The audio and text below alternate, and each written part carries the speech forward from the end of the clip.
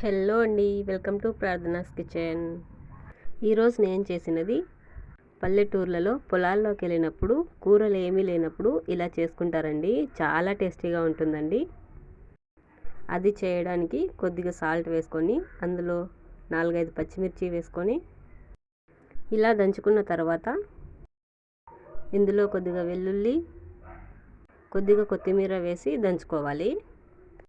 ఇలా చేసుకున్న తర్వాత లాస్ట్లో 2-3 టమోటాలు కట్ చేసుకొని వేసుకొని టమోటా మొత్తం మెదిగేంత వరకు దంచుకుంటే సరిపోతుందండి.